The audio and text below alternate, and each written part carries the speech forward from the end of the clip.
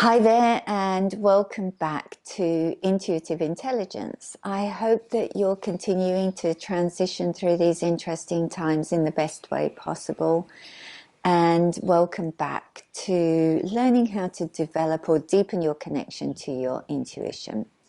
Today I really want to focus on working with claircognizance and to sort of understand what it is and how to work with it in the best possible way. So if it is your most dominant clair ability, then through this process you'll learn how to connect with it more consciously. And if it's not your strongest clair ability, then you can learn how to develop it as part of your own intuitive process.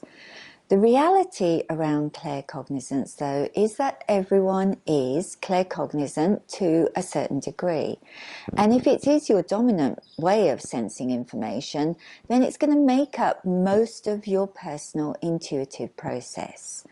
What I've noticed over the last 10 years of teaching intuitive development is that a lot of people who hold this as their most dominant sensing ability are also mentally oriented. So in other words, they're mentally focused. Their mind is a very important part, not only of their life, but also of the way that they work intuitively. So claircognizance is really connected to your mind, and it is how you receive this information. Now, of course, in the spiritual community, there's a lot of talk about quietening your mind or switching it off or disconnecting from it completely when you're doing spiritual processes like meditation or connecting to your intuition. But for mentally focused people, this is actually almost impossible to do. And it can just lead to frustration and giving up, basically, on trying to develop intuition. So this process is really about developing spiritual practices at this level, in finding different ways to allow your mind to be part of your intuitive process.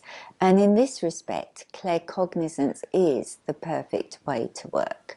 So let's take a deeper look at what this means, what claircognizance actually is. Claircognizant information is received in an instant download that is not created by your thoughts. So it simply just drops into your mind as information. It happens instantly without a thinking process taking place. So it literally just drops in out of nowhere. And because it is a mental process, it is easy to think that you're making it up.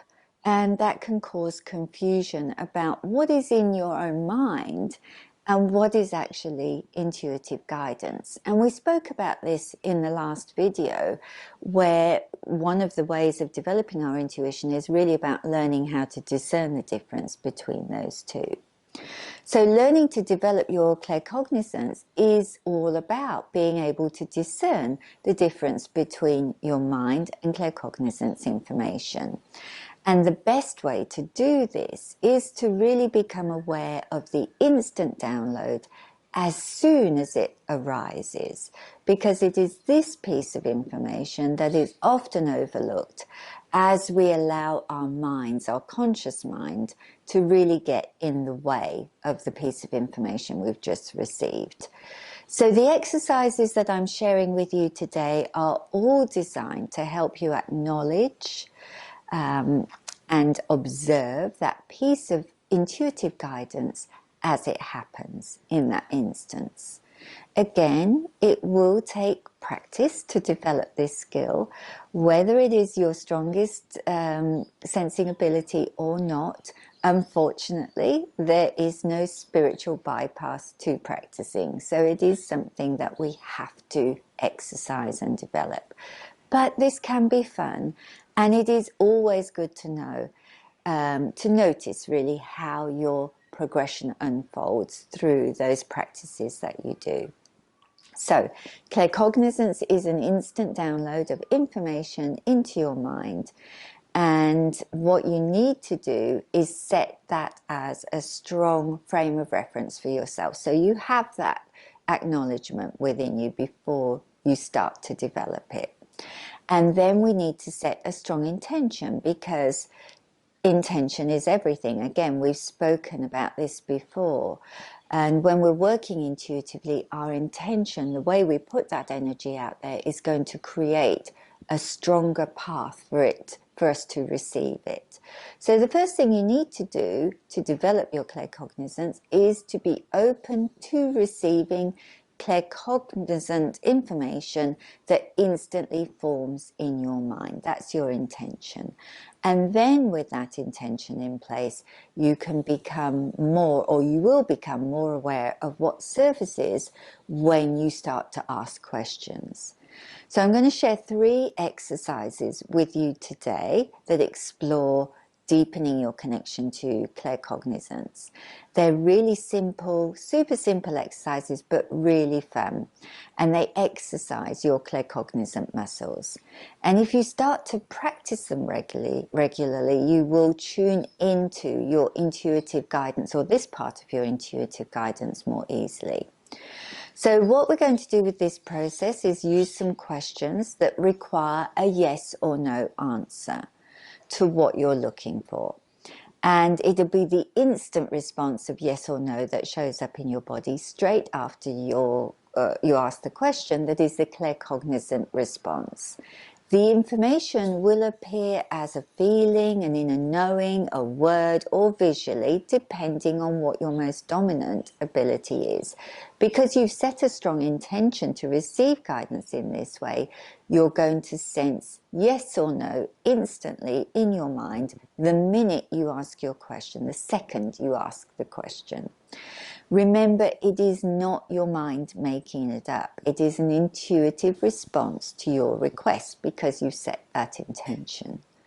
The questions to ask are on the worksheet that you can download below. So I'd advise you to print that off and do this exercise in your own time. So I'm going to share the exercises with you today, but I would recommend doing them at another time. The only thing you need to focus on for the first exercise is the instant yes or no answer you receive. Nothing else matters. And once you've worked through those questions, spend time over the next week exploring more responses by asking your own questions. Remember, though, that they need to receive a yes or no answer, and pay particular attention to how they feel in your body.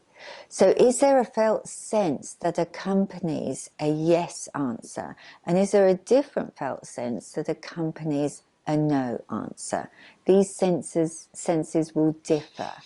So use this practice, use these questions, set the intention, work through the questions on the worksheet, and then practice with your own questions. But make sure that you ask questions that need a yes or no answer. You're really just exercising a muscle here.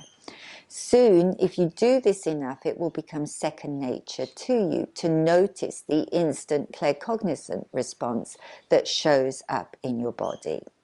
So that's the first exercise. The second exercise is another fun one to do, and again, super simple, and all you need for this is a normal pack of playing cards. And this is based on an ESP test for psychic abilities that uses Zener cards. But it works just as well with normal playing cards. This exercise is more a way of building claircognizant aptitude rather than actually receiving information. Think of daily running to build up to doing the marathon that you've always wanted to run in. It's a process of building muscle memory. So to start with, divide your pack of cards into 4 different suits. And start this exercise just by using 2 suits, so you don't put yourself under too much pressure. And once you get more confident, you can add another suit in and then eventually work with 4 suits. But in the beginning, you're just going to use 2 of the suits. So you need to divide the pack up into 4. And then hold those 2 suits in your hand. Give them a really good shuffle, first of all. hold them in your hand face down, and then set your intention to strengthen your claircognizant abilities by practicing this exercise, and then taking the first card in the deck, sense into which suit it is, and when you have your instant answer, turn it over. Now you may wish, you can do this in a couple of ways. You may wish to ask, is this whatever suit you're working with, and see if you get a yes/no answer. Or you may prefer just to simply sense into the card itself and make your choice and then turn it over. I would recommend trying both ways and see which one works for you best. Now, if you were correct when you turned it over, just put it on a pile to the left. If you didn't get it right, place it on another pile to the right. And then keep going through the pack until you've gone through all of the cards in your hand. And you'll have two piles in front of you, one with correct sensing and one with incorrect sensing. Now, the important thing is don't be disappointed if you didn't get many right, especially the first time you try this process. Don't give up on it straight away. It is an exercise. It will get stronger as you consciously work with it. Write down how many cards you got so that you have a record of it, and the more you practice this exercise, you can start to see how your claircognizant abilities are developing as you get better and better at it. So that's the second process. The third exercise is a process called automatic writing. If you've ever done any training with me at all, we always go into automatic writing at some point. You may have done this before, or you may be new to it. This is one of the best ways to tap into claircognizant. But I want you to know it isn't for everyone. So if you really struggle with it, then just think that it's not for you. Don't try and force it. But with that said, you should give it at least 3 or 4 goes before you give up on it, because it is something, again, that you need to develop with some consistency. The first few times of automatic writing can feel really uncomfortable, but with practice, you will be able to find a sort of rhythm or a flow to your writing. Now, there is no right or wrong here. So whatever you're writing to the questions I give you really doesn't matter. It's about just allowing the information to flow. But practice is going to make all the difference with this exercise. Now, with automatic writing, it is important to work with a question that you have no emotional attachment to at all. Then you don't give in to your mind. You're not attached to the answer. You're just allowing information to flow. And that's why I've given you specific questions to work with that don't really have any attachment to them. So again, I would recommend that you work with those questions first of all, and then you can use the exercise once you've got a flow going to ask your own questions. Now, this process requires that you give yourself about, I would say, 15 minutes where you won't be disturbed. So you want to give yourself some space or time, and you'll need a pen and paper or your journal. But equally, if you want to do it on your computer with your keyboard, that's absolutely fine as well, whichever works best for you. Settle your mind by taking in a few deep breaths just to bring you into being fully present. And then set your intention to connect to your claircognizance through automatic writing. Now, set a timer on your phone for about 5 minutes because you don't want to put yourself under pressure to work too long with this exercise. Ask the question that you've chosen, either in your mind or out loud, and then begin to write. Now, the trick with automatic writing is to have no attachment at all to what you're putting down on paper. So don't read it as you're writing it. In fact, pay no attention to it at all. Nothing that you're writing should be coming into your conscious awareness. Just allow yourself to write. If you find that you reach a point where nothing else is coming through, then ask the question again to trigger more intuitive responses. Or you can try asking, what else do I need to know about this subject? And then start the process of writing again. Once your timer goes off, stop writing and then you can read back what you have written. Now, it's not uncommon for it not to make sense at all in the beginning, so don't be put off if that happens. This is just clearing out your subconscious mind and preparing you for the really juicy information that's going to come through once you get that channel open. So what this practice actually aims to do is open you up to allowing claircognizant information to flow freely into your awareness without you getting in the way of it. In other words, without your mind stopping you from receiving it. So it's not about the information itself, it's more about opening up that connection that you have. Practice this a few times, and when you find the information begins to flow more easily, then try asking questions of your own or questions that you really actually want an answer to. But don't do that in the beginning. You put yourself under too much pressure. Now, you may also be surprised about how much information or insight you can receive with this information. So, give it a go, see what happens. Give yourself at least 3 or 4 attempts at it though. As always, if you have any questions about any of these processes that I've shared with you today, please put some comments below. I'd love to hear from you around how you're going. Thank you to all of you that do share that information with me. Enjoy the week ahead. Keep practicing because you're in a time of heightened intuition. There has never been a better time for you to connect with your intuition.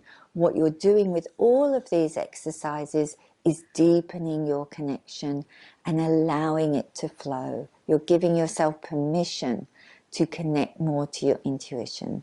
So enjoy the week ahead. I look forward to connecting with you again. Thank you for joining me today.